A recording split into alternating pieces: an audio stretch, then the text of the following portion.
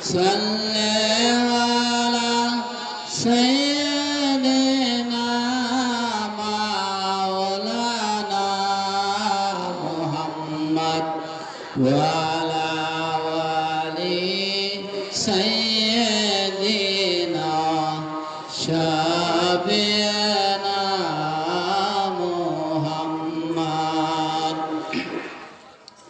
লা ইলাহা ইল্লাল্লাহ মোহব্বতের সাথে পড়েন লা ইলাহা ইল্লাল্লাহ লা ইলাহা ইল্লাল্লাহ আকাশের মালিক যে আল্লাহ জমিনের মালিক সে আল্লাহ লা ইলাহা ইল্লাল্লাহ লা ইলাহা ইল্লাল্লাহ হায়াতের মালিক যে আল্লাহ মওতের মালিক সে আল্লাহ লা ইলাহা ইল্লাল্লাহ লা ইলাহা ইল্লাল্লাহ কে দিল রে জমিনের মাঝে কে দিল রে জমিনের মাঝে সবুজ শ্যামল সাথী কেউ ঠায় রে সকাল বেলায় আভিরঙ্গা রবি কে শোনায় রে পাখির মুখে মিষ্টি মধুর ডাক চিন্তা করে দেখো মানুষ সবই আল্লাহ তাআলার দান লা ইলাহা ইল্লাল্লাহ লা ইলাহা ইল্লাল্লাহ দিন থাকিতে সারো খেলা কাজে লাগবে সন্ধ্যাবেলা দিন থাকিতে বান্ধবেলা কাজে লাগবে সন্ধ্যাবেলা ওরে অন্ধকার গহীন কবরে থাকতে হবে তোমার একলা লা ইলাহা ইল্লাল্লাহ লা ইলাহা ইল্লাল্লাহ লা ইলাহা ইল্লাল্লাহ মুহাম্মাদুর রাসূলুল্লাহ সাল্লাল্লাহু আলাইহি ওয়াসাল্লাম। আজকের এই জামদর্দি মাদ্রাসা ও যুবকদের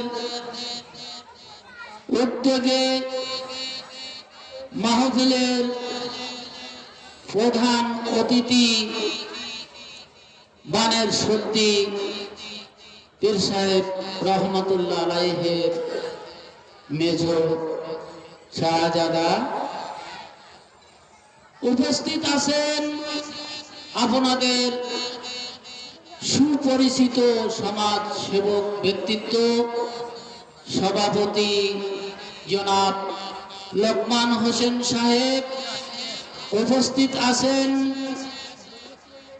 প্রধান বক্তা বিশেষ বক্তা উপস্থিত আছেন নায়েবে নবী উলামায়ে কেরাম বাবার বয়সের মুরব্বিয়ানে হেদাম দিনদার ইমানদার যুবক ভাইরা আমার পর্দার আড়ালের মা ও বোনেরা অতি আদরের ছোট শিশু বাচ্চারা স্কুল কলেজ ও মাদ্রাসার ছাত্র ভাইরা সকলের প্রতি আমার সালাম আসসালামু আলাইকুম ওয়া রাহমাতুল্লাহ।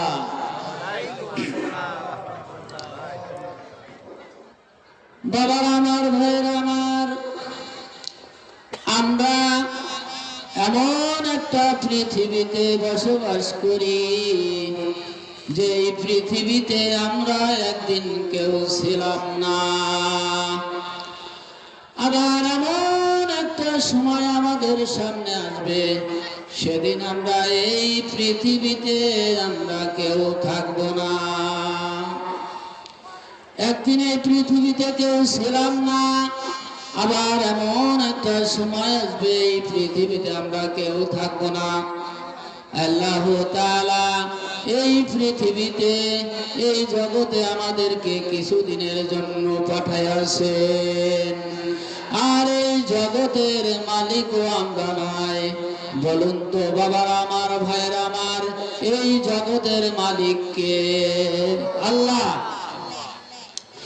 এই জগতের মালিক যে আমরা নয়, মুরব্বী বাবারা যারা আছেন, ছোট সময় গান শুনছেন, আব্দুল আলিম কি গান গাইছে, গানের মধ্যে ওয়াজ ছিল। আর আমরা এমন একটা যুগে এসে পড়েছি, উপদেশ নেওয়ার মতো কোনো গান আমাদের সমাজে নেই। এই কারণে আজ সারা বিশ্ব বাজারে মুসলমান অবগত। বাবা আমার, ভাইয়ের আমার, আব্দুল আলিম গান গাইছে কি গান?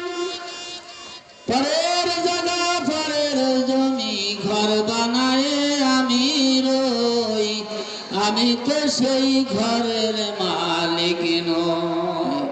বাবারা আমার, ভাইয়েরা আমার, খেয়াল করে শুনুন। এই জায়গায় আমরা ঘর বানাইতে পারবো, গাছ লাগাইতে পারবো, কিন্তু আমার বলে দাবি করব এই অধিকার আমাদের কারো নাই, ঠিক কিনা?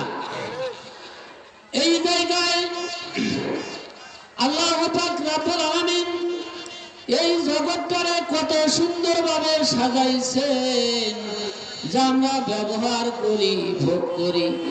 আল্লাহ পাকের এই জমিনে আমরা কত কিছু করি, যার জমিনে আমরা ফসলাদি করলাম, যার জমিনে আমরা ঘর বানাইলাম, যার জমিনে আমরা গাছ লাগাইলাম, যার জমিনে আমরা বিল্ডিং গোটা করলাম, অথচ সমস্ত কিছু করলাম, কিন্তু আমার বলে দাবি করব এই অধিকার আমাদের কারণে। তার কারণ হলো আমাদের আগে এরকমের বহু মানুষ আসছে, তারা ঘর বানাইছে, বাড়ি বানাইছে, অবশেষে সমস্ত কিছু ফেলে রেখে শুধুমাত্র 3 টুকরো কাফনের কাপড় গায়ে দিয়ে চির বিদায় নিয়ে চলে গেছে, কবরে মাটির সাথে মিশে গেছে। বাবা আমার, ভাইরা আমার, আমাদের যাওয়ার সময় হয়ে গেছে, আমরা ভিসা পেয়ে গেছি, শুধুমাত্র ফ্লাইটেরটা বাকি। কোন দিন যেন আমার আপনার উঠানের মধ্যে ওই মসজিদের কোনার 4 পায়ের ওই খাটের ফ্লাইট এসে নামবে, সেদিন আমাকে আপনাকে গোসল করায়া, সাদা কাফন পরায়া চির বিদায় করে দেবে, ঠিক কিনা? তাই বাবা আমার, ভাইরা আমার, আমরা আল্লাহ তাআলা আমাদেরকে চির বিদায় নেওয়ার আগে এই দামদত্তি মাদ্রাসার মাঠে আল্লাহ তাআলা আমাদেরকে এই কোরআন হাদিসের আলোচনা মাহফিলে আসার এবং বসার সুযোগ করে দিয়েছে। আমরা সকলে মিলে একবার সেই আল্লাহ তাআলার শুকরিয়া আদায় করি। সকলে বলুন আলহামদুলিল্লাহ। আলহামদুলিল্লাহ আরেকটু সুন্দর হওয়া দরকার ছিল, জোরে সরে আবার বলেন আলহামদুলিল্লাহ। বাবার আমার, ভাইরা আমার, আমি আপনাদের কাছে জানতে চাই, বলুন তো এই শুকরিয়াটা আমরা কার জন্য আদায় করলাম? আল্লাহ। তিনি এমন একজন আল্লাহ, তাকে খুশি করতে হলে এভাবে তার শুকরিয়া আদায় করতে হয়। তাই বাবার আমার, ভাইয়ের আমার, আমরা যে আল্লাহ তাআলার শুকরিয়া আদায় করেছি, আল্লাহ তাআলা আমাকে সারা বাংলাদেশে একটু রিজিকের ব্যবস্থা করে দিয়েছেন। সুবহানাল্লাহ। বাবা আমার, ভাইয়ের আমার, আমি একজন বাংলাদেশ আনসার কমান্ডার। আমি এমন একটা চাকরি করি, সারা বাংলাদেশে আমি এই চাকরি করতেছি বা করেছি। তাই আমি যে চাকরি করি, অনেক সময় আমার আনসার সদস্যর মা বাবা, স্ত্রী পুত্র ফোন করে অনেক সুখ দুঃখের কথা আমার সাথে আলাপ আলোচনা করেন। একদিন দিনাজপুর থেকে ফারুক নামে আনসার সদস্যর মা ফোন করে বলতেছে, বাবারে আপনি কি আনসার কমান্ডার মুজিবুর শরীফ? আমি বললাম জি মা, বলুন। ওই মুরব্বী মহিলা বলতেছে, বাবারে আপনার সাথে যে চাকরি করে ফারুক নামে যে সদস্য রে বাবা, সে আমার ছেলের বাবা। এ বাবা, আজ 3-4 বছর ধরে বাবা আমার ছেলেটা আমাকে মা বলে ডাকে না। বাবা আমার, ভাইয়ের আমার, একটা ব্যক্তি মাকে মা বলে ডাকে না, সে যদি কিয়ামত পর্যন্ত হায়াত পায়, আমার আল্লাহকে আল্লাহ বলে ডাকে, আমার আল্লাহ পাক খুশি হবে না, রাসূল পাক খুশি হবে না, ঠিক কি না? তাই বাবা আমার, ভাইয়ের আমার, খেয়াল করে শুনুন। ওই মুরব্বী মহিলা বলতেছে, বাবারে আপনি একটু ওকে মোছায়া দিয়েন রে বাবা, ও যেন আমাকে মা বলে ডাকে। শুধুমাত্র বাড়িতে ছুটিতে আসলে আমাকে মা বলে ডাকবে, আর বাড়ি থেকে যাওয়ার পথে আমাকে মা বলে ডাকে যাবে। আমি মা তাতেই খুশি। আমি রোজগারের অনেক টাকা পয়সা করে কিছু আমি চাই না রে বাবা, শুধুমাত্র মা বলে ডাকলে আমি মা খুশি। বাবার আমার, ভাইয়ের আমার, আল্লাহ তাআলা কোরআন শরীফে ঘোষণা দিয়েছেন, আমার 100 দয়ার মধ্য থেকে আমি 1 দয়া দিয়া কুল মাখলুকাত সৃষ্টি করেছি, আর 99 দয়া আমার কাছে রয়ে গেছে। বাবা আমার, ভাইয়ের আমার, এই 100 দয়া, তার মধ্য থেকে 1 দয়া, এই 1 দয়ার মধ্য থেকে আমার আপনার মা বাবা কতটুকু বা দয়ার ভাগী হয়েছেন। এতটুকুন দয়ার ভাগী হয়ে মা কত সুন্দরভাবে ঘোষণা দিলেন যে আমি রোজগারের কোনো টাকা পয়সা করি, আমি কোনো কিছুই চাই না রে বাবা, শুধুমাত্র মা বলে ডাকলে আমি মা খুশি। আমার যে আল্লাহ তাআলার কাছে 99 দয়া রয়ে গেছে, এই আল্লাহকে আল্লাহ বলে ডাক দিলে আমার আল্লাহ যে কত খুশি হয় তা ধারণাই করা যায় না। আমার আল্লাহ তাআলা ফেরেশতাদেরকে ডাকে বলতেছেন, ও ফেরেশতারা রে,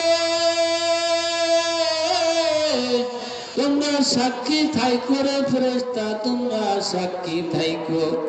আজকের এই দামোদরদি গ্রামে মাদ্রাসার ময়দানে বসে কোরআন হাদিসের আলোচনা মাহফিলে বসে যে আমাকে একবার আল্লাহ বলে ডাকে দিল, আমি আল্লাহ কথা দিলাম তার জীবনের সমস্ত গুনাহ আমি ক্ষমা করে দেব। সুবহানাল্লাহ।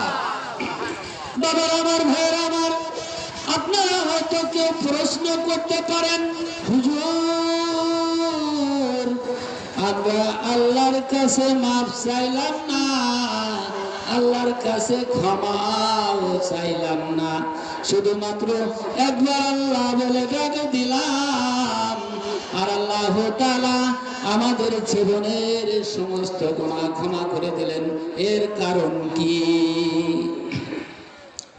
বাবা আমার, ভাই আমার, খেয়াল করে শুনুন। এর কারণ হলো মা আয়েশা বললেন, আমি আমার নবীকে জীবনে কোনদিন সারা রাত্র বিছানায় ঘুমাইতে দেখি নাই। আমি আমার নবীকে জীবনে কোনদিন পেট ভরে খানা খাইতে দেখি নাই। আমি আমার নবীকে জীবনে কোনদিন ভালো বিছানায় শুইতে দেখি নাই। মা আয়েশা বললেন, আমার নবী ঘুম থেকে জেগে উঠলে আমি আমার নবীর শরীর মোবারকের দিকে তাকিয়ে দেখি, আমার নবীর পিঠ মোবারকে খেজুর পাতার ফাটির দাগ হয়ে আছে। মা আয়েশা বললেন, ইয়া রাসূলুল্লাহ, আপনার বুঝি খেজুর পাতার পাটির বিছানায় ঘুমাইতে কষ্ট হয়? আমার নবী চোখের পানি ছেড়ে দিয়ে বললেন, আয়েশা রে, এই খেজুর পাতার পাটিতে ঘুমাইতে আমারে কষ্ট হয় না রে, এর চাইতে বেশি কষ্ট পাই না জানি আমার গুনাহগার উম্মত জাহান্নামে যায়। মা আয়েশা একদিন জিজ্ঞাসা করলেন, ইয়া রাসূলুল্লাহ, আমি আপনার কাছে একটা কথা জানতে চাই। আপনি এই দুনিয়ার জমিন থেকে কত জায়গায় থেকে মার খাইছেন, কোন জায়গায় মারি সবচেয়ে চাইতে বেশি ব্যথা পাইছেন, আঘাত পাইছেন? আমি আয়েশা জানতে চাই। আমার নবী চোখের পানি ছেড়ে দিয়ে বললেন, আয়েশা রে, বহুত পুরনো দুঃখের কথা মনে করে দিছো রে আয়েশা। এ আয়েশা, আমি যেদিন তাইবের জমিনে গিয়েছিলাম, তাইবের যুবকরা আমাকে মারতেছিল, মারতে মারতে একবার নয়, দুইবার নয়, আমাকে 3 বার করে বেহুশ করেছিল রে আয়েশা। রে আয়েশা, এই তাইবের জমিনের মারির কথা মনে পড়ে আজও আমি অন্তরে ব্যথা পাই, কলিজায় আঘাত লাগে। এই কথা বলে নবীজি কিছুক্ষণ চুপ করে থেকে বলতেছেন, রে আয়েশা, তাইবের জমিনের মারির চাইতে বেশি ব্যথা পাই রে, না জানি আমার গুনাহগার উম্মত দোজখে যায়। সবাই বলুন, দয়ালু নবী প্রেমের ছবি আর আসবেন না জগতে, হাসর দিনে উম্মত দিনে যাবে না নবীজি বেহেশতে। দয়ালু নবী প্রেমের ছবি আর আসবেন না জগতে। 65 সাল জিন্দেগি কাঁদছে বলে উম্মতি উম্মতি, আজও কান্দে শুয়ে মদিনাতে। দয়ালু নবী প্রেমের ছবি আর আসবেন না জগতে। বাবার আমার, ভাই আমার, বলতেছিলাম আমরা এমন একজন নবীর উম্মত হয়েছি, আমাদের ভাগ্য কত ভালো। আমরা এমন নবীর উম্মত হয়েছি যেই নবী উম্মতের ব্যথায় ব্যথিত হওয়ার কারণে আমরা আল্লাহর কাছে মাফ চাইলাম না, আল্লাহর কাছে ক্ষমাও চাইলাম না, শুধুমাত্র একবার আল্লাহ বলে ডাক দিলাম, আর আল্লাহ তাআলা আমাদের জীবনের সমস্ত গুনাহ ক্ষমা করে দিলেন। সুবহানাল্লাহ। তাই বাবা আমার, ভাইয়ের আমার, এই নবীর উম্মত হইয়া আমাদের কিছু করণীয় আছে। আল্লাহ তাআলা কোরআন শরীফে নামাজের জন্য যেভাবে নির্দেশ দিয়েছেন, রোজার জন্য যেভাবে নির্দেশ দিয়েছেন, হজ যাকাতের জন্য যেভাবে নির্দেশ দিয়েছেন, ঠিক তেমনি ভাবে কোরআন শরীফে নির্দেশ দিয়েছেন মা বাবার সাথে ভালো ব্যবহার করার জন্য।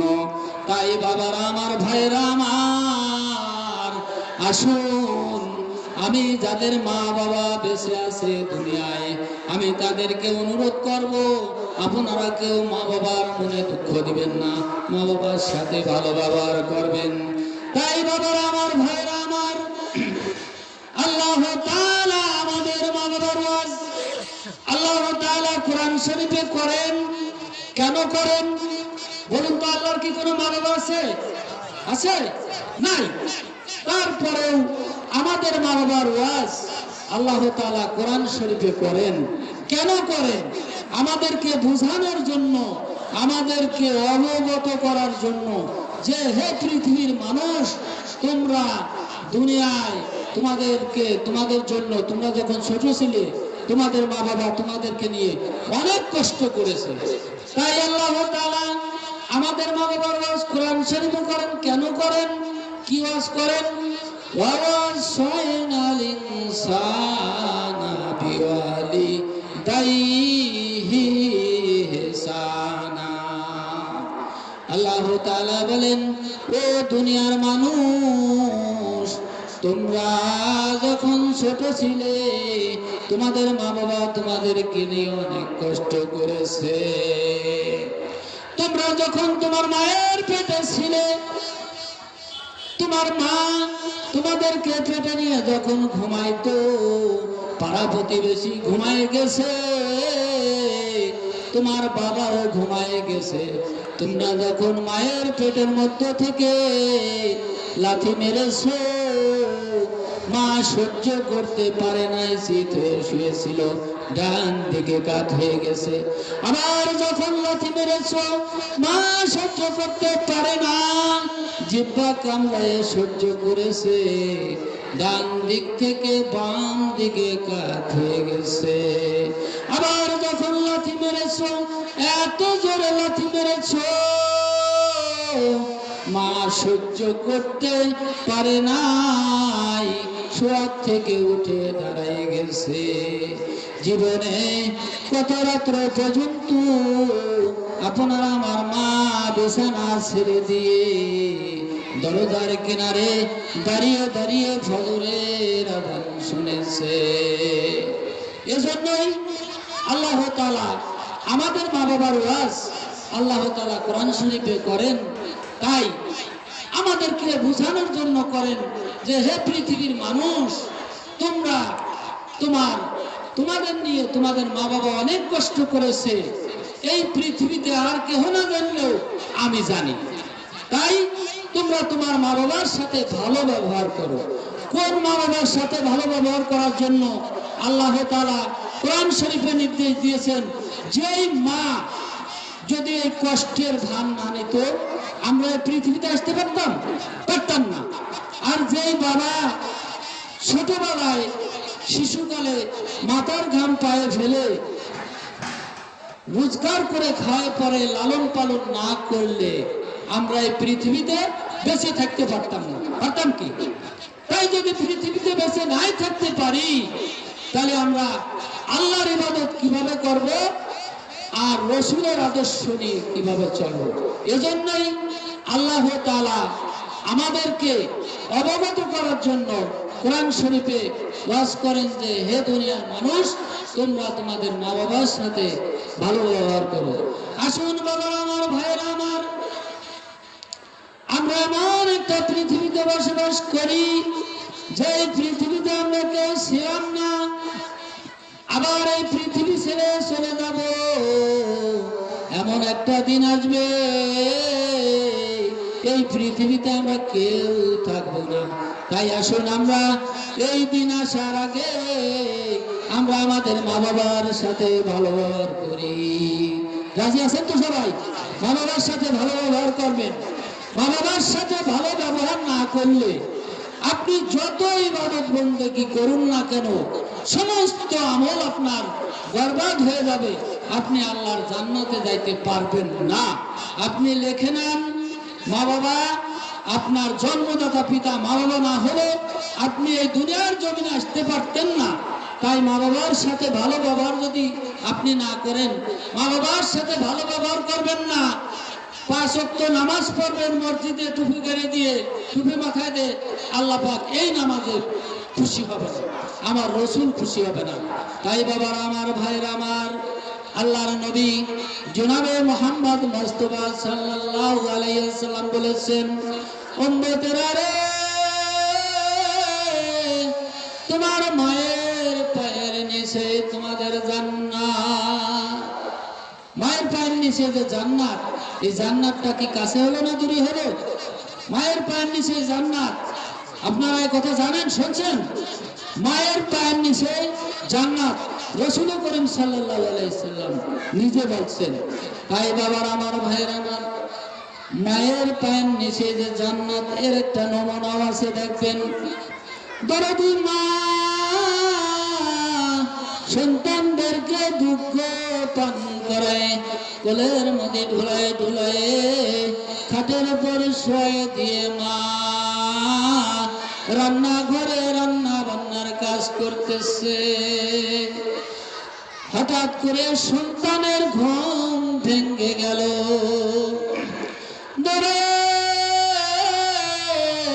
দরদি দাদি কোলে নিয়ে বলতেছে,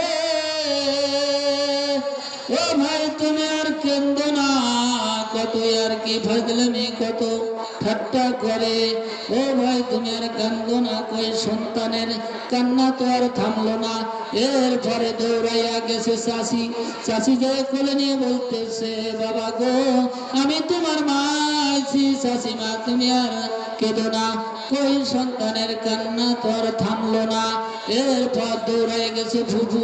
ফুফু যে কোলে নিয়ে বলতেছে, বাবা রে আমি তোমার বাবার বোন ফুফু। যেই ফুফুর গা দিয়ে বাবার গন্ধ গায়, বাবারে তুমি কি আমাকে চিনতেছো না? তুমি আর কেঁদো না। কই সন্তানের কান্না তো আর থামলো না। এরপর দরদি মা রান্নাঘর থেকে 2 ফোঁটা চোখের পানি ছেড়ে দিয়ে দৌড়ে হাত বাড়াইছে, তোমরা কারা গো? দাও আমার বাবাকে আমার কোলে তুলে দাও। সন্তান যখন মায়ের কোলে তুলে দেওয়া হলো, বলুন তো বাবারা আমার, ভাইয়েরা আমার, সন্তানের কান্না কি আর আছে? নাই। আছে? নাই। কেননা আল্লাহর নবী বলেছেন, মায়ের কোল হলো জান্নাতের কোল। এই কারণেই সন্তানের কান্না অটোমেটিক ভাবে থেমে গেল। তাই বাবা আমার, ভাইরা আমার, আমরা মা বাবার সাথে ভালো ব্যবহার করব। দুনিয়ায় মা বাবা বেঁচে থাকলে আপনি মা বাবার সাথে ভালো ব্যবহার করবেন, ঠিক কিনা? এরপরে দুনিয়ার থেকে মা বাবা কবরে চলে গেলেও আপনি মা বাবার কথা ভুলতে পারবেন না, আপনার দায়িত্ব শেষ হবে না। মা বাবা কবরে গেলে মা বাবার জন্য কি দোয়া করবেন, এটাও আমার আল্লাহ তাআলা কোরআন শরীফে সেটা শিখিয়ে দিয়েছে। রব্বির হামহুমা কামা রব্বায়ানি সগীরা। আমার আল্লাহ বলেন, ও দুনিয়ার মানুষ, আমি তোমাদের কথা দিলাম, তোমাদের মায়ের কবরের পাশে দাঁড়িয়ে যদি এই দোয়া পাঠ করে 2টা চোখের পানি আমাকে দেখাইতে পারো, তোমার বাবার কবরের পাশে দাঁড়িয়ে যদি এই দোয়া পাঠ করে 2 ফোঁটা চোখের পানি আমাকে দেখাইতে পারো, আমি আল্লাহ কথা দিলাম তোমাদের মা বাবার কবরখানে আমি জান্নাতের বাগিচা বানায় দেব। সুবহানাল্লাহ। তাই বাবার আমার, ভাইয়ের আমার, মা বাবা কবরে গেলেও আপনি মা বাবাকে ভুলতে পারবেন না, আপনার দায়িত্ব আছে। মা বাবা কবরে গেলে মা বাবার কবরের পাশে যেয়ে বেশি বেশি করে দোয়া পাঠ করবেন। আর আল্লাহর কাছে দোয়া করবেন যে আল্লাহ তুমি আমাদের মা বাবার কবরের আযাব মাফ করে দাও। তাই বাবার আমার, ভাইয়ের আমার, মা বাবার কবরের পাশে যদি আপনি দোয়া না করেন, মা বাবাকে ভুলে থাকেন, মা বাবা কবরে শুয়ে শুয়ে আপনাদেরকে অভিশাপ করতে থাকবে। এই অভিশাপে আপনারা ধ্বংস হয়ে যাবেন। থাকবে নয় ছেলে মেয়ের অসুখ, না হলে আপনি অসুস্থ, বিভিন্ন ঝামেলা সংসারে থাকবে। এজন্যই আমি অনুরোধ করব, যাদের মা বাবা কবরে গেছে তারা মা বাবার কবরের পাশে দাঁড়িয়ে দেয়। নিজের সন্তান দোয়া করলে ওই দোয়ার কোনো পর্দা থাকে না, আল্লাহ তাআলা অতি তাড়াতাড়ি ওই দোয়া কবুল করে নেন। তাই মা বাবার কবরের পাশে বেশি বেশি করে দোয়া করবেন। আর যদি দোয়া নাই করবেন, মা বাবা কবরে শুয়ে শুয়ে বলবে, বাবারে আমার জমি পায়ে তুমি জমিওয়ালা হইছো রে বাবা, আমার বাড়ি পায়ে তুমি বাড়িওয়ালা হইছো রে বাবা। কবরে শুয়ে শুয়ে আমরা যে কোন অবস্থায় আছি, আমাদের জন্য একটু দোয়া করলে না? যাও আল্লাহর কাছে ফরিয়াদ করবে, আল্লাহ তাআলা তুমি আমাদের এই সন্তানদেরকে ধ্বংস করে দাও। তাই মা বাবা কবরে শুয়ে শুয়ে বদদোয়া করবে, তো তাঙ্গার গার সদিয়া গেলে মা, তো তাঙ্গার গার সদিয়া গেলে মা। তাই বাবার আমার, ভাইয়ের আমার, আমরা মা বাবা কবরে গেলে মা বাবার পাশে, কবরের পাশে দাঁড়িয়ে দাঁড়িয়ে দোয়া করব, রব্বি রহমহুমা কামা রব্বায়ানি সগীরা। এই দোয়া করবেন। কোন দিন যেন আল্লাহ তাআলা আপনার দোয়ার বরকতে মা বাবার জীবনের সমস্ত গুনাহ মাফ করে দিবেন। আমার নবীও মা বাবার কবরের পাশে যাইতেন, যাই দোয়া করতেন। তাই বাবারা আমার, ভাইরা আমার, আমি আপনাদেরকে অনুরোধ করব, মা বাবা কবরে গেলে মা বাবার কথা ভুলে যাবেন না। মা বাবার কবরের পাশে শুক্রবারের দিন জুমার নামাজ পড়ে যদি দৈনিক নাও পারেন, মা বাবার কবরের পাশে দাঁড়িয়ে আল্লাহর কাছে দোয়া করবেন। আপনার দোয়ার বরকতে এই মা বাবার হয়তো কবর আযাব আল্লাহ মাফ করে দিতে পারেন। সুবহানাল্লাহ। মোহাম্মদে দুরূদ পড়ি, লা ইলাহা ইল্লাল্লাহ, লা ইলাহা ইল্লাল্লাহ, লা ইলাহা ইল্লাল্লাহ, লা ইলাহা ইল্লাল্লাহ। হায়াতের মালিক আল্লাহ, মওতের মালিক সে আল্লাহ, লা ইলাহা ইল্লাল্লাহ, লা ইলাহা ইল্লাল্লাহ, মুহাম্মাদুর রাসূলুল্লাহ সাল্লাল্লাহু আলাইহি ওয়াসাল্লাম। বাবারা আমার, ভাইয়েরা আমার, ইব্রাহিম নবী বলেন, মাবুদ আমার একটা ছেলে দাও রে মাবুদ, আমার একটা ছেলে দাও। কামাই খাইবার আশা নাই রে, মাটি দিবে কে? আমার আল্লাহ বলেন, ইব্রাহিম রে আমি সকল রাস্তা খুলে দিলাম। যেদিন ইসমাইল আলাইহিস সালাম এই দুনিয়ার জমিনে আসবে, সেদিন থেকে ইব্রাহিমের কপালের নূরে মোবারক ইসমাইলের কপালে তাশরিফ নিবে। যেই দেখে এত সুন্দর ছেলে আর সহ্য হয়ে যায়, ইসমাইলের বয়স যখন 9 বছর, আমার আল্লাহ বলেন এই প্রেমের পৃথিবী আমি কার জন্য বানাইলাম? এই প্রেম সাগরে সাঁতার দিবে, যেই প্রেম নদীতে ঝাঁপ দিবে, আমি আল্লাহ কথা দিলাম আমার জান্নাত পার উপযোগী সে হয়ে যাবে। সুবহানাল্লাহ। বাবার আমার, ভাইয়ের আমার, ইসমাইলের বয়স যখন 9 বছর, ইব্রাহিম আলাইহিস সালাম স্বপ্ন দেখেন, হে ইব্রাহিম তুমি কুরবানি করো। ইব্রাহিম আলাইহিস সালাম 100 উট কুরবানি দিলেন। এরপরে রাত্রে স্বপ্ন দেখেন, হে ইব্রাহিম তুমি কুরবানি করো, 100 দুম্বা কুরবানি দিলেন। এরপরে তৃতীয় রাত্রে স্বপ্ন দেখেন, হে ইব্রাহিম তুমি তোমার সবচেয়ে চাইতে প্রিয় বস্তুকে কুরবানি করো। বাবার আমার, ভাইরা, ইব্রাহিম আলাইহিস সালাম মনে মনে চিন্তা করতে লাগলো, প্রিয় বস্তু তো একমাত্র আমার ইসমাইল ছাড়া তো আর কেহই নাই। মনে মনে চিন্তা করতে লাগলো, ইসমাইলকে যে কুরবানির কথা বললো, ইসমাইলের কপালে তো নূরে মুহাম্মাদি, ইসমাইল যদি কুরবানি হয়ে যায় নবী মুহাম্মদ দুনিয়ায় আসতে পারবে না।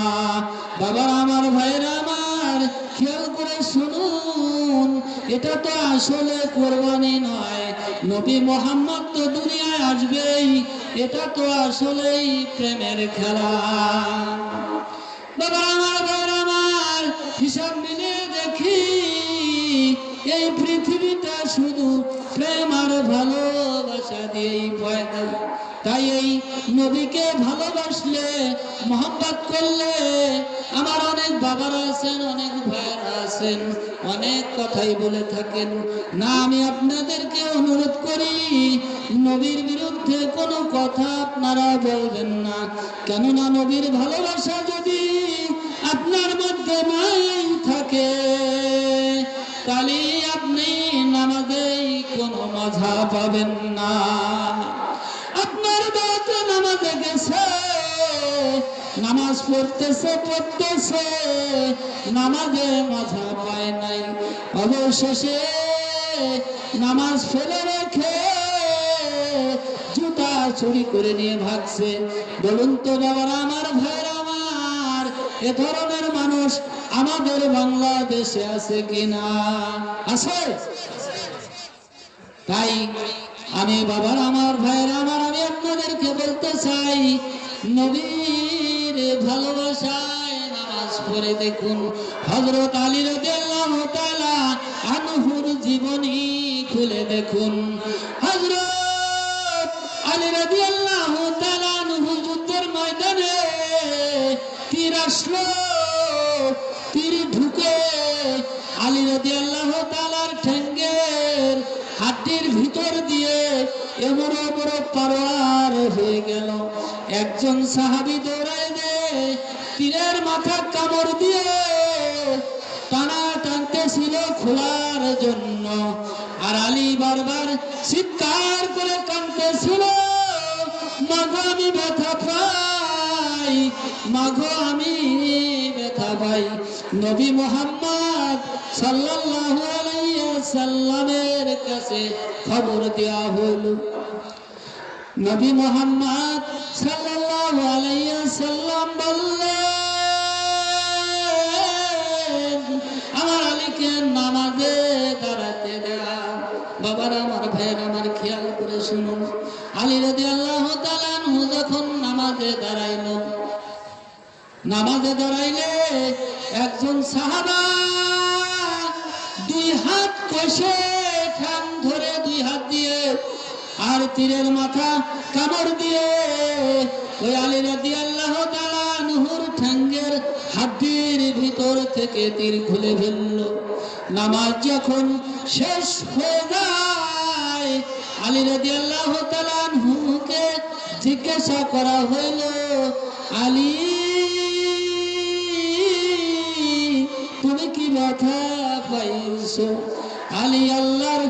কসম করে বলতেছি, একটা মশায় কামড় দিলে যতটুকু ব্যথার অনুভব করা যায় আমি অতটুকু ব্যথা অনুভব করতে পারি না।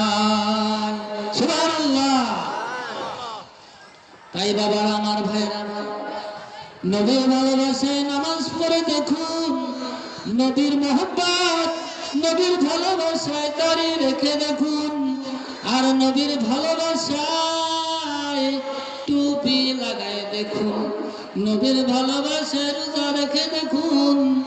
অন্য যদি মাথায় দিলে আপনার বাড়িও দেয়, নবীর ভালোবাসায় আপনার জীবন চলে গেলেও শান্তি আর শান্তি, অশান্তির কোনো কারণ নাই। তাই বাবারা আমার, ভাইয়েরা আমার, বলতেছিলাম ইসমাইল আলাইহিস সালামকে কুরবানির কথা বলল।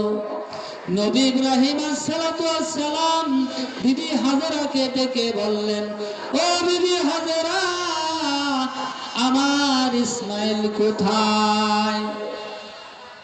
বিবি হাজেরা বললেন, কেন আছে ইব্রাহিম ইসমাইল?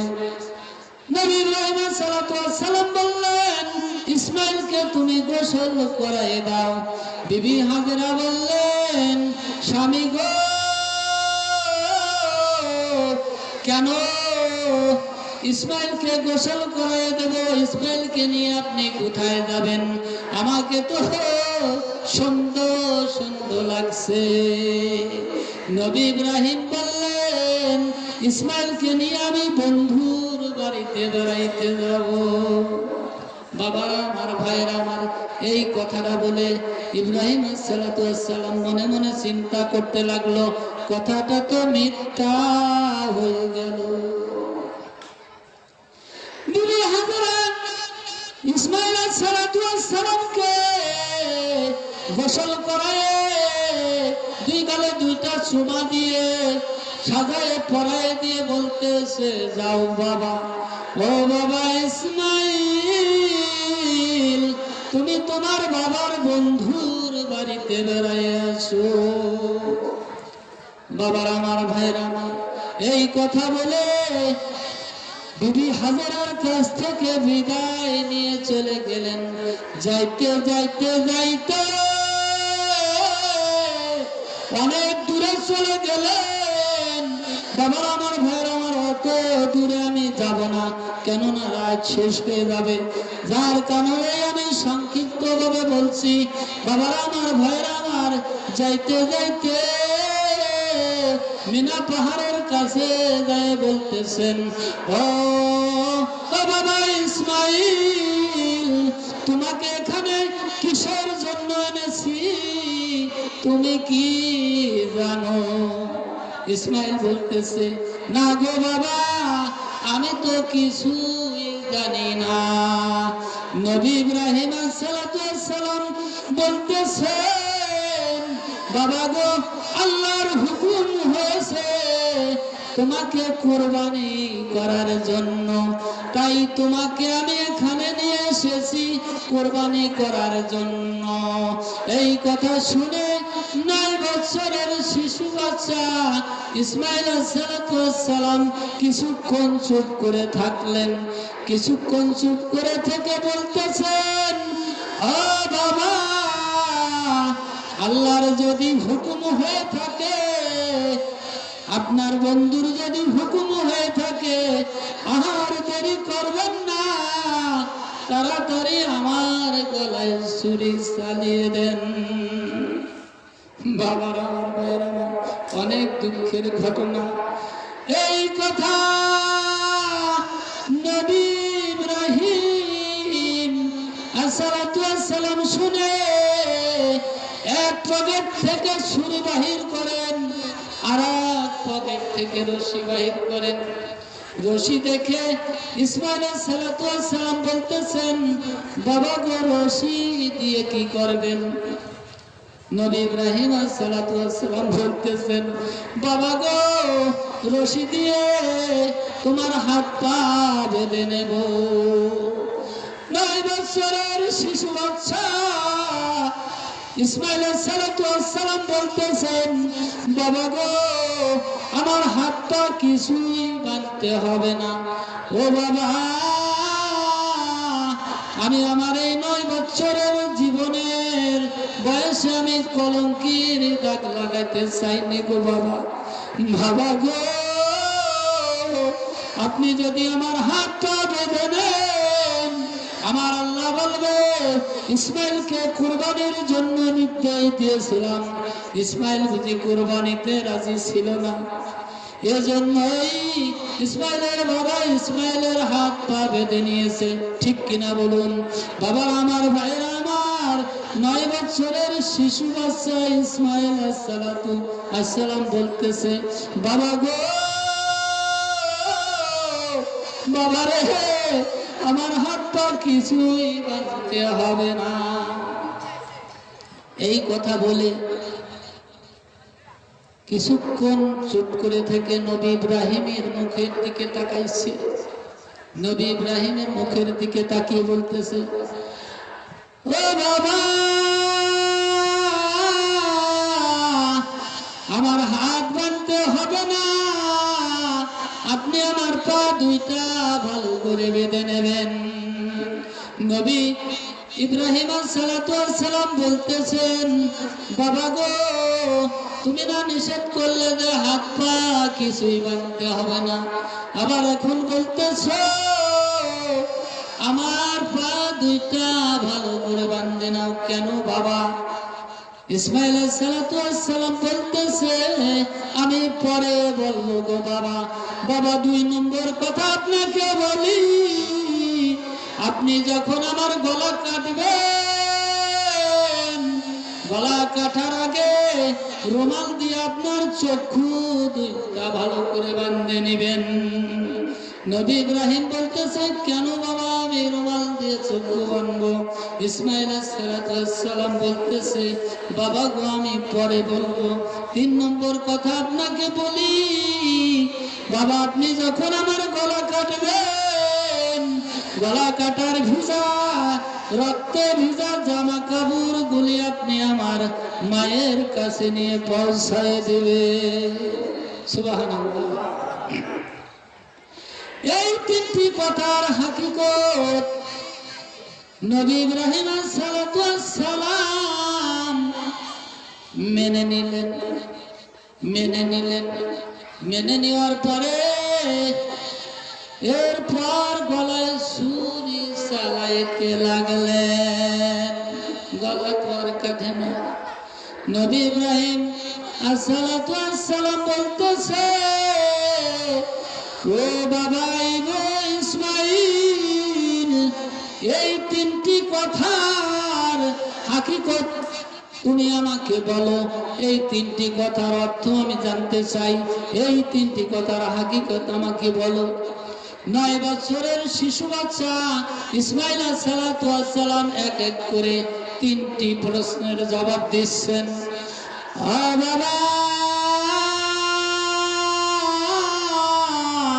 আপনি তো আল্লাহর নবী ইব্রাহিম, আপনি যখন আমার গলা কাটবেন, আমি গলা কাটার ব্যথায় হয়তো 2টা পাও আমি নড়াচড়া করবো গো বাবা, ছাটাছাটি করবো গো বাবা। ও বাবা, এই 2টা পাও নড়াচড়া করতে করতে একটা পা যদি আপনার গায়ে লেগে যায় গো বাবা, এই জন্যই বলেছি হাত বাঁধতে হবে না।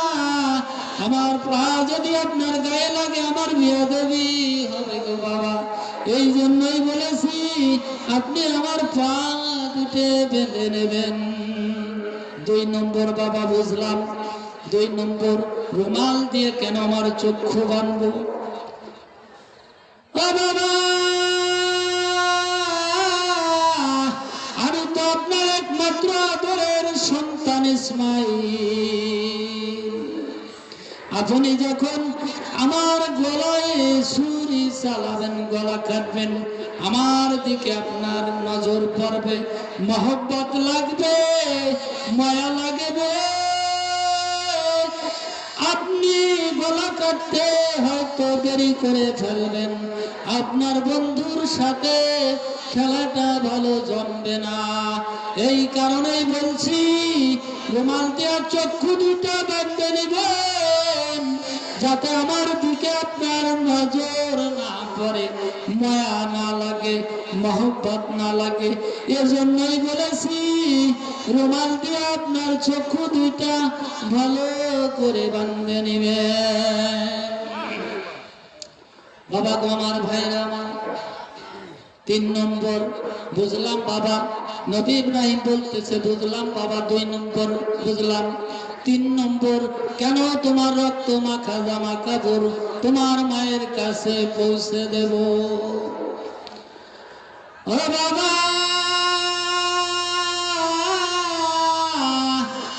আমি যখন আমার মায়ের কাছ থেকে আপনি আমাকে বিদায় নিয়ে মায়ের কাছ থেকে বিদায় নিয়ে আসি, আমার মা ঘরের দরজায় দাঁড়িয়ে রয়েছে।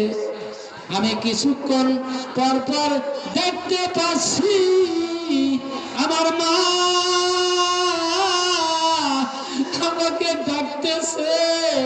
কিছুক্ষণ পর পর মা আমাকে ডাকতেছে, বাবা ইসমাইল, তুমি আবার আমার মায়ের বুকে ফিরে আসো গো বাবা। ও বাবা,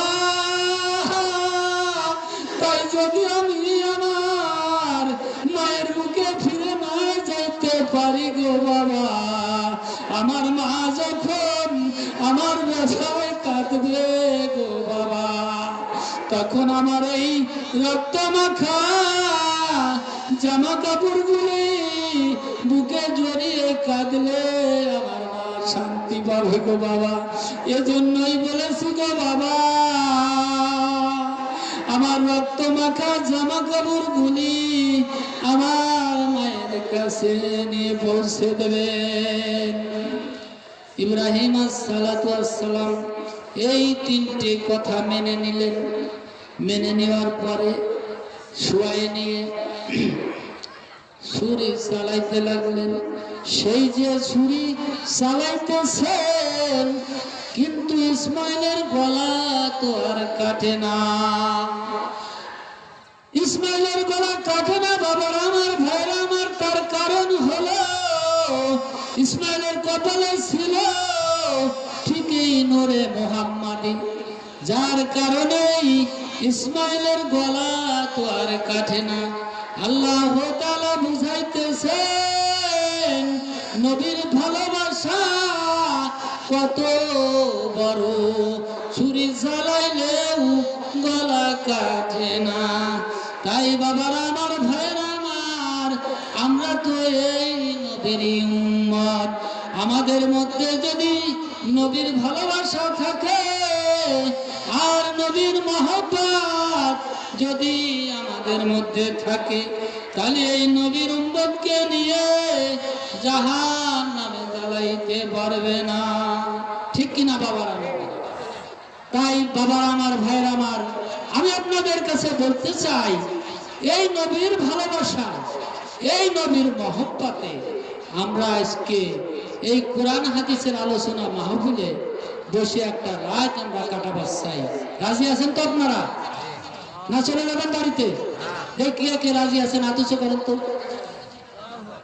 আলহামদুলিল্লাহ। আল্লাহ পাক তুমি তোমার এই বান্ধবদেরকে কবুল করে দেন। যাই হোক, আমরা নবীর ভালোবাসা একটা রাত আমরা কাটাবো। এই রাতের মালিক কি আপনি? রাতের মালিক আপনি? রাতের মালিক কে? রাতের মালিক আল্লাহ। রাতের মালিক আল্লাহ, দিনের মালিক আল্লাহ, মৃত্যুর মালিক আল্লাহ, হায়াতের মালিক আল্লাহ, সমস্ত কিছুর মালিকই আল্লাহ। এই মালিকের মহব্বতে একটা রাত আমরা আজকে এই রামদত্তির মাদ্রাসার ময়দানে বসে কাটাবো। বাবারা আমার, ভাইরা আমার, আপনারা তো সবাই রাজি আছেন? আলহামদুলিল্লাহ। বাবারা আমার, ভাইরা আমার, বলতেছিলাম এই রাতের মালিক আমরা নয়, এই রাতের মালিক আল্লাহ। যেদিন যেদিন যেদিন আপনার এই জমিন কায়েম হবে, যেদিন দুনিয়া ধ্বংস হবে, সেই দিন আমরা আল্লাহ তাআলা যদি আমাদের কোনো কথাও কবুল না করেন, কোনো কিছুই কবুল না করেন, তাহলে আমরা অবশেষে এই রাতটা নিয়ে আমরা আল্লাহর সামনে দাঁড়ায় যাব। বাবা আমার ভাইয়ের আমার দাঁড়ায় যাব এই বলে, ও মাবুদ তুমি তো আমাদের কিছুই কবুল করছো না, কিন্তু আমরা যে নবীর ভালোবাসায়, তুমি মালিকের মহব্বতে গান বাদ্যি কোরআন হাদিসের আলোচনা মাহফিলে এই মাদ্রাসা ঈদগার ময়দানে বসে আমরা নবীর ভালোবাসায় মহব্বতে একটা রাত আমরা কাটাইছিলাম। এই রাতের বিনিময় কি দিবা আমাদেরকে দাও। বাবারা আমার ভাইরা আমার, ধরার মতো ধরতে পারলে না দিয়ে যাবে কোথায়, ঠিক কিনা? আব্দুল বরফিন আব্দুল কাদের জিলানী রহমাতুল্লাহ আলাইহি নিশির আমলে মাওলার প্রেম সাগরে নামে গেলেন। নদীর কিনার দিয়ে যাইতেছিলেন, যাইতে যাইতে বহু দূর আগে দেখেন যে একটা বুড়িমা নদীর কিনারে বসে বসে কাঁদতেছে। আব্দুল কাদের জিলানী রাহমাতুল্লাহ আলাইহি বুড়িমাকে জিজ্ঞাসা করলেন, ও বুড়িমা তুমি এখানে বসে কাঁদছো কেন? বুড়িমা বলতেছে, কি বলবো রে বাবা, আমার একটা মাত্র সন্তান এই নদী দিয়ে বরযাত্রী নিয়ে মেহমানদেরকে নিয়ে নৌকা নিয়ে বিয়ে করার জন্য গিয়েছিল। আর বিয়ে করে ফেরার পথে নৌকা ডুবে বরযাত্রী সহ আর নতুন বউ সহ আমার ছেলেটাই নদীতে বিলীন হয়ে যায়। বাবারে, আমি এই সন্তানের মহব্বতে 12টি বছর ধরে এই নদীর কিনারায় বসে বসে আমি কাঁদতেছি। কাঁদতে কাঁদতে আমার চক্ষু দুইটা অন্ধ হয়ে গেছে রে বাবা। বাবারে, আমি সন্তানের কোনো খবর পেলাম না। আব্দুল কাদের জিলানী রহমাতুল্লাহ আলাইহি বলতেছে, মাবুদ তোমার কি দয়া লাগে না, তোমার কি মায়া লাগে না? এই বৃদ্ধ মহিলা আর সন্তানের বেদনায় 12টি বছর ধরে নদীর কিনারায় বসে কাঁদতে কাঁদতে তার চক্ষু দুটো অন্ধ হয়ে গেছে। তুমি এই বৃদ্ধের সন্তানটাকে ফিরিয়ে দাও। কি আমি আপনি পারবো আল্লাহকে বলতে? আব্দুল কাদের জিলানী রহমাতুল্লাহ আলাইহি তার বলার শক্তি আছে, মাওলার দিদারের সাথে তার দিদারের মিল আছে। এই কারণেই আল্লাহ তাআলার কাছে আবেদন করতেছে যে তুমি বৃদ্ধ সন্তানটিকে ফিরিয়ে দাও। আল্লাহ তাআলা বলেন, আমার আল্লাহ বলেন, আব্দুল কাদের 12 বছর হয়ে গেছে, এখন কি করব? আব্দুল কাদের বলতেছে, মাবুদ গো, আমি আব্দুল কাদের জিলানী হাত উঠাইছি, তুমি দিবে কি না বলো? তুমি যদি না দাও, আমি আব্দুল কাদের জিলানী তোমার আসল কথা আমি বলে দিব। বড় পীর আব্দুল কাদের জিলানীর কাছে মহিলা বললেন, বাবার আমার ভাইয়ের আমার, ওই মহিলা আবার শিরিক করলেন না তো? আব্দুল কাদের জিলানী রহমাতুল্লাহ আলাইহির কাছে বললেন, ছেলে হারাই গেছে। কিন্তু বাবার আমার ভাইয়ের আমার, অনেকেরই ধারণা মানুষ পীর-আউলিয়াদের কাছে গেলে নাকি শিরিক হয়, এটা ভুল ধারণা, সম্পূর্ণ ভুল। আমি মুজিবুর রহমান বলে গেলাম, আপনি চ্যালেঞ্জ করবেন, এটা সম্পূর্ণ ভুল। কেননা আপনি আউলিয়ার কাছে গেলেন, পীরের কাছে গেলেন, যাই কিছু আবেদন করলেন, চালেন, কিন্তু পীর তো দেবে না, পীর তো আল্লাহর কাছ থেকে আদায় করে দেবে। ঠিক আছে কিনা? পীর দেওয়ার শক্তি নাই, কিন্তু পীর আল্লাহর কাছ থেকে আদায় করে দেবে।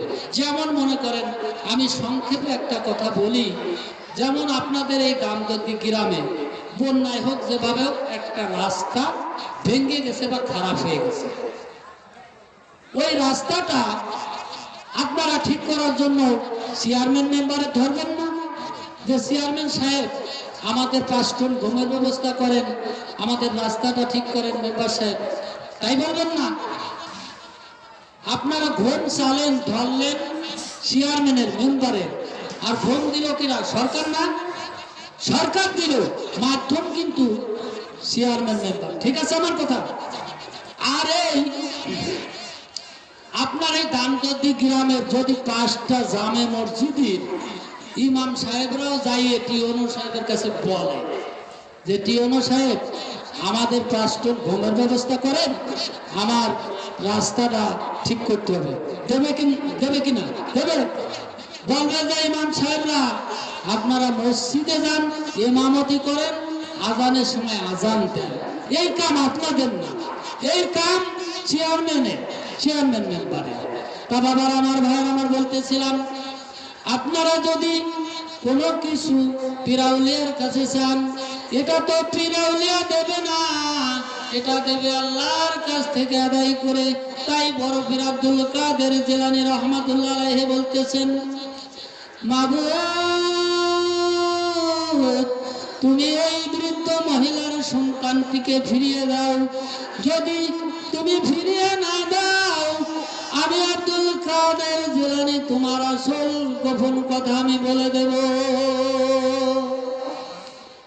আমার আল্লাহ বলেন, আব্দুল কাদের 12টি বছর হয়ে গেছে, মাটিতে মিশে গেছে, পানিতে মিশে গেছে, পচে গেল, আমি আর কিভাবে ফেরত দেব? আব্দুল কাদের জিলানী বলতেছে, মাবুদ গো, তুমি বৃদ্ধর সন্তান যদি নাই ফেরত দিতে পারো, তাহলে নৌকা সহ বা যাত্রী সহ সমস্ত লোককে ফিরিয়ে দাও, না হলে আমি আব্দুল কাদের জিলানী তোমাকে ছাড়বো না, তোমার গোপন কথা আমি বলে দেব। আব্দুল কাদের জিলানী রহমাতুল্লাহ আলাইহি আল্লাহ তাআলা বলতেছেন, হে আব্দুল কাদের জিলানী তুমি আমার কি গোপন কথা বলবে রে? আব্দুল কাদের জিলানী রহমাতুল্লাহ আলাইহি বলো, বলো দেখি কি গোপন কথা বলবো। আব্দুল কাদের জিলানী রহমাতুল্লাহ আলাইহি গোপন কথা বলা শুরু করে দিলেন।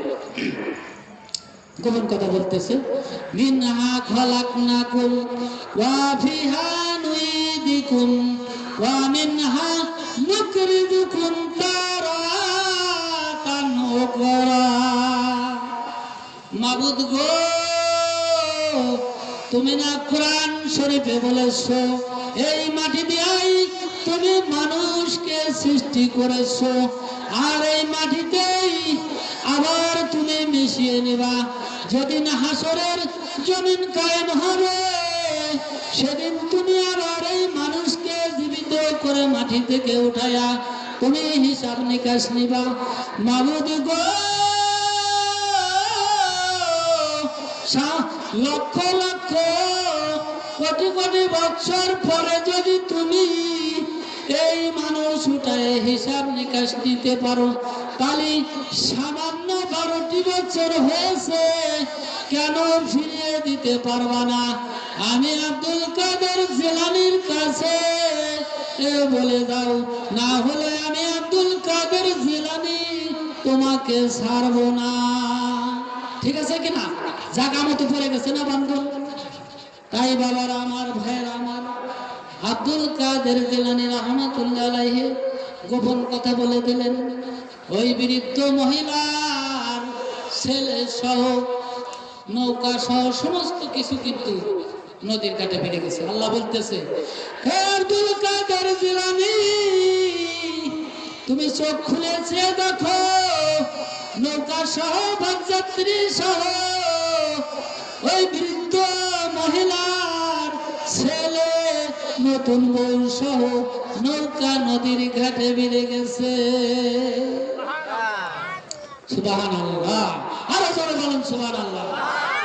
বাবা আমার, ভাইরা আমার, আব্দুল কাদের জিলানী রাহমাতুল্লাহ আলাইহি বলতেছেন, মাবুদ গো, মাবুদ আমি চোখ খুলবো না গো মাবুদ, যত সময় পর্যন্ত ওই বৃদ্ধ মহিলার কান্না না থামবে, আমি তত সময় পর্যন্ত আমি আব্দুল কাদের জিলানী চোখ খুলবো না। নৌকা যখন নদীর কিনারায় বসে ফিরে গেল, ওই সন্তানের মায়ের কান্না সন্তানের কানে দিয়ে বসে গেল। সন্তান দৌড়ে এসে মায়ের গলা জড়িয়ে ধরে বলতে লাগলো, সমস্ত আত্মীয় স্বজন বন্ধু বান্ধব নতুন বউ ফেলে মায়ের কাছে কান্নার শব্দ কানে এসে আগে দৌড়ে চলেছে। আসে বলতেছে, মা গো মা, তুমি কাঁদতেছো কেন, কি হয়েছে রে মা? ওই বৃদ্ধ মহিলা বলতেছে, মা বাবা গো, আজ 12টি বছর ধরে তুমি যে নদীতে বিলীন হয়ে গেছো রে বাবা, তোমার মহব্বতে আমি পাগল হয়ে গেছি। আমি 12টি বছর এই নদীর কিনারে বসে কাঁদতেছি, কাঁদতে কাঁদতে আমার চক্ষু চান্দ হয়ে গেছে রে বাবা। ও বাবার আমার, ভাইয়ের আমার, এই কথা শুনে সন্তান মায়ের চোখে হাত বুলিয়ে দিল, মায়ের চক্ষু ভালো হয়ে গেল। বাবার আমার, ভাইয়ের আমার, আগলেকারের সন্তানেরা যুবকেরা কত ভালো ছিল। তারা ফিরাউনের হাত ধরে চলতো, মায়ের পায়ের নিচে যে জান্নাত এ খবর তারা রাখতো।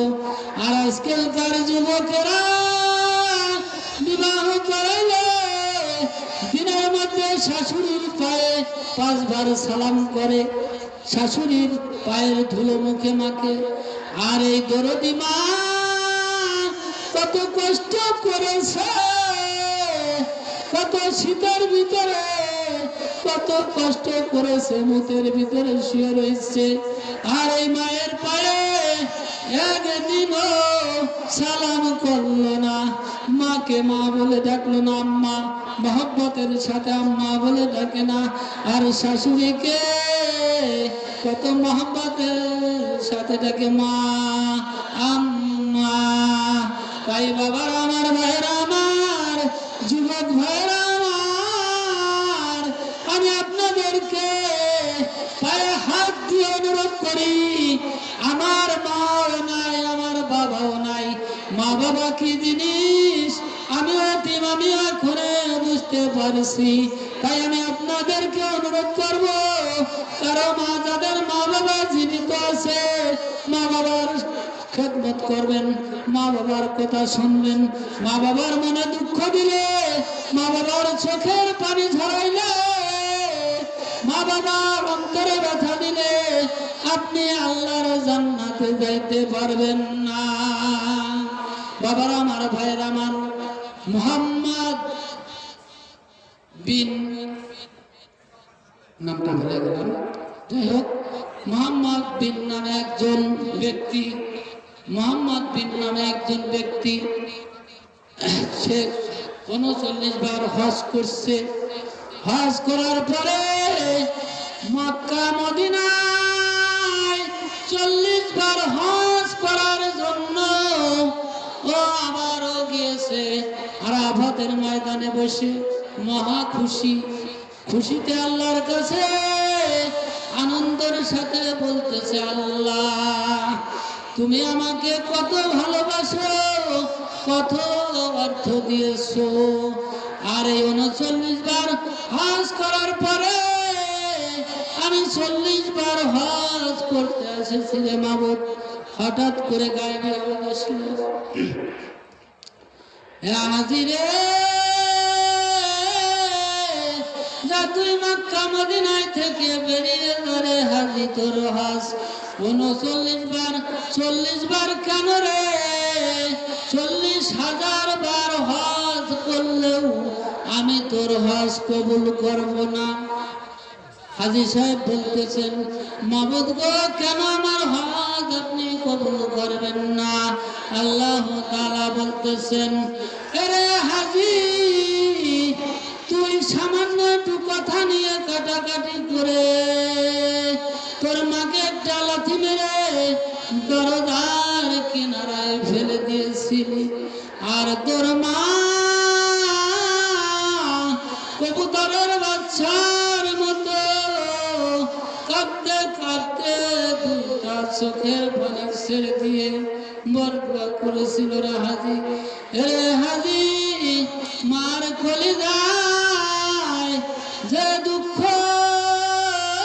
দেয় আমি তার হজ কবুল করি না। যারে হাজী, তুই মক্কা মদিনায় থেকে বাইর হয়ে যা। মহব্বতের সাথে দরুদ পড়ি, লা ইলাহা ইল্লাল্লাহ, লা ইলাহা ইল্লাল্লাহ, লা